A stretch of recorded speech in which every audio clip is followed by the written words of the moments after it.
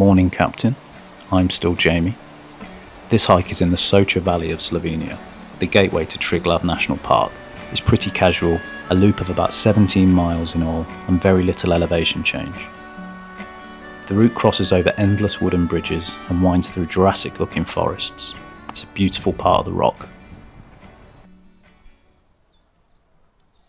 Completely unlike the inconsequential battle between my affable sense of humour and my crushing existential dread, the Soča Valley was the site of the Isonzo Front, one of the most brutal fronts of World War I, where Italy fought against the Austro-Hungarian Empire.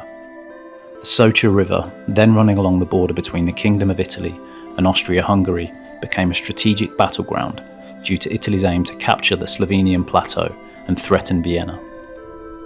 I managed to find out afterwards that this is the house of an ordained priest named August Ipavec, who died in 2023.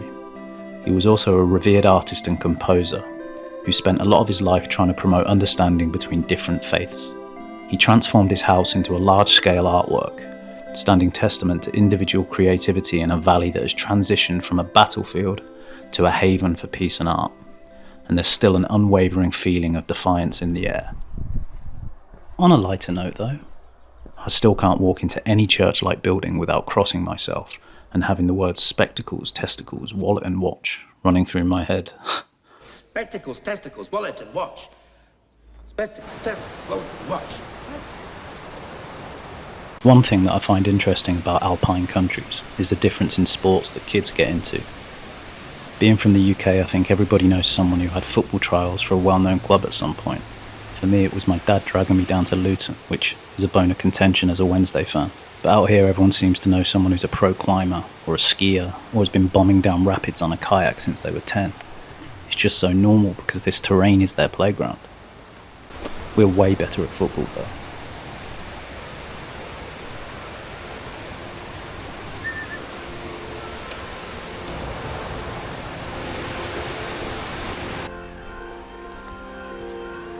As with a bunch of the other day hikes this month, like Tarvisio, Kranjska and some of the Austrian ones, this was another good opportunity to note down the what 3 words of some low-key camp spots for when I attempt the full Alpe Adria trail. I think it's a good idea to demystify a place and do a recce, especially when wild camping laws get complicated like in a lot of European countries.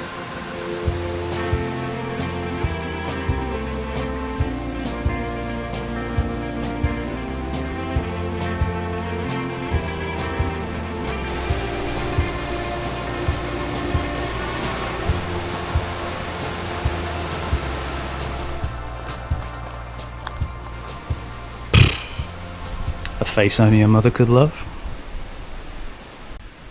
Ooh, changed into running shorts, didn't I? Quadzilla, coming to destroy a city near you. Ticket link in bio.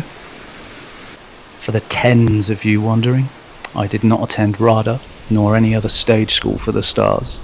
This almost mythical level of on-camera charisma cannot be taught. Thankfully, otherwise I'd be out of an unpaid job.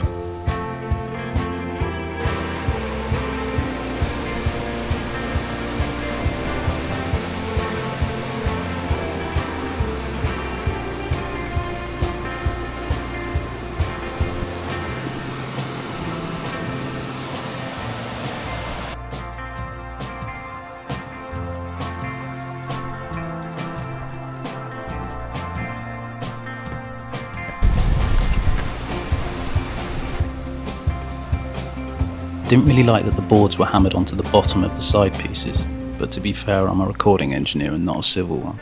I probably wouldn't consult me on these matters either.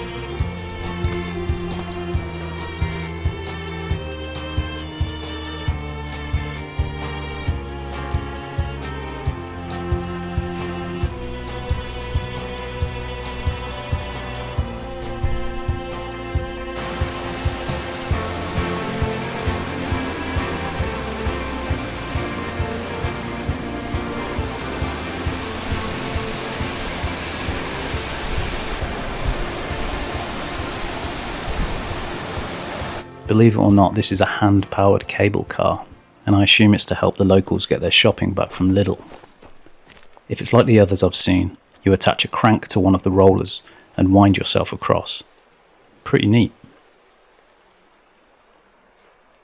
The water tastes like that fancy Voss stuff in glass bottles that they sell in M&S, and I almost certainly didn't need to filter it. Still did though. I didn't choose the thug life. Anyway, I'm going to leave this here because although it was a beautiful hike, a lot of the footage was much the same. So yeah, thanks for coming along. Be well. Don't fall in one. Oh well. In a bit. Say it.